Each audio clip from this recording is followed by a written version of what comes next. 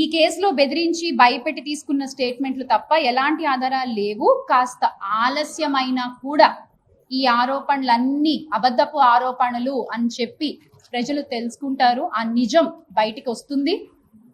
న్యాయ వ్యవస్థల మీద మాకు నమ్మకం ఉంది. ఖచ్చితంగా ఆ న్యాయస్థానంలో నిజమే గెలుస్తుంది అని మేము నమ్ముతున్నాం.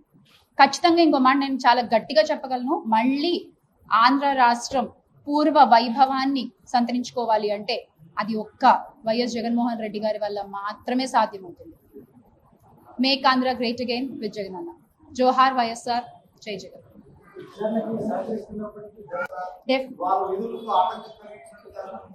అక్కడ నేను ప్రవర్తన గురించి మాట్లాడుతున్నాను. ఒక మహిళా మంత్రిని ఇలా పట్టుకుని మీరు పక్కకి తోసేయడం ఎంతవరకు సమంజసం? ఇది ఒక్కటి చెప్పండి నాకు. ఇది ఒక్కటే నేను అడిగేది, ఇది ఒక్కటే. ఒక మాజీ మహిళా మంత్రిని ఆ సుబ్బారెడ్డి గారా సుబ్బారాయుడు గారు పట్టుకుని అలా తోసేయడం ఎంతవరకు కరెక్ట్? మాట్లాడుకోవచ్చు కదా. ప్రవర్తించే విధానం గురించి చెప్తున్నాను నేను. ఇక్కడ ఎక్కడన్నా చేయొచ్చు కదా. ఏంటన్నా ఎప్పుడు తిట్టారన్నా? అన్న ఇప్పుడు సోషల్ మీడియాలో జరుగుతోంది ఏంటంటే, ఇప్పుడున్న అధికారాన్ని అడ్డం పెట్టుకుని చదువుకునే పిల్లలపై దొంగ కేసులు పెట్టి అరెస్టులు చేయించడం జరుగుతుంది.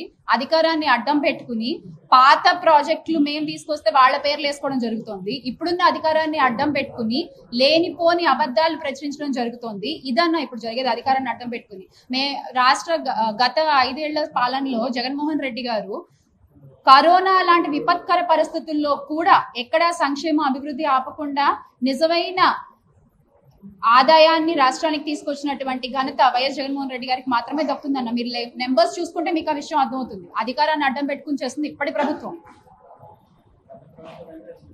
గత ప్రభుత్వం ఏ రోజు చేసిందన్న?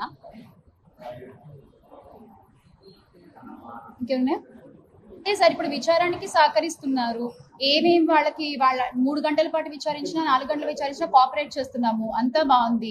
అయినా సరే వాళ్ళు ఎంత ఇటు తప్పు లేదు అని మేము చెప్తున్నా కూడా ఆ సిట్ ఏదైతే ఉందో ఆ సిట్ కూడా వాళ్ళదే కదా. వాళ్ళకి కావాల్సిన అధికారులను వేసుకున్నారు కదా దాంట్లో. సో వాళ్ళకి కావాల్సినట్టు చేసుకుంటున్నారు. మనం నిజం ఎంతసేపు మాట్లాడినా ఏం ఉపయోగం ఉంది? అందుకే ఇప్పుడు మేము అంటున్నాం, న్యాయస్థానాల మీద మాకు నమ్మకం ఉంది. ఖచ్చితంగా న్యాయం గెలుస్తుంది అనేది అంత గట్టిగా చెప్తుంది. అందుకే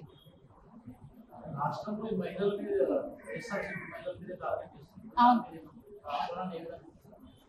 మన గౌరవ ఉప ముఖ్యమంత్రి పిపిపి గారు, పిఠాపురం పీఠాధిపతి పవన్ కళ్యాణ్ గారు ఎన్నికల్లో ఎంత గోల పెట్టారు, ఎంత గగ్గోలు పెట్టారన్న. 32,000 మంది అమ్మాయిలు మిస్సింగ్, 32,000 మంది అమ్మాయిలు మిస్సింగ్ అని చెప్పి ఎంత గగ్గోలు పెట్టారు. ఎన్నికలను గెలిచి వచ్చిన తర్వాత దాని గురించి ఒక్క మాట మాట్లాడలేదు. అది పక్కన పెడితే ఆయన సొంత నియోజకవర్గంలో కూడా మహిళలపై ఎంత అన్యాయం జరుగుతున్నా ఆయన ఒకరోజు మాట్లాడలేదు. రాష్ట్రంలో ఏ మహిళకి ఇంత ఇబ్బంది కలిగినా, ఘోరంత ఇబ్బంది కలిగినా కొండంత అండగా ఉంటానని చెప్పిన ఆ పెద్ద మనిషి, ప్రశ్నించిన పెద్ద మనిషి ఈ రోజున గొంతు మెదపట్లేదు. అందుకే మోడీ గారు కూడా మొన్న వచ్చినప్పుడు చాక్లెట్ ఇచ్చారు, తిని కూర్చో బాబు అని.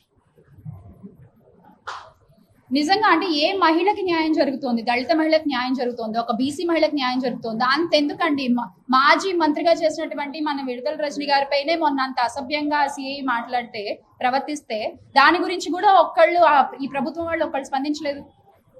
ఒక మాజీ మంత్రికే రక్షణ లేకపోతే ఈ రాష్ట్రంలో సామాన్య మహిళలకు ఏం రక్షణ ఉంటుందండి?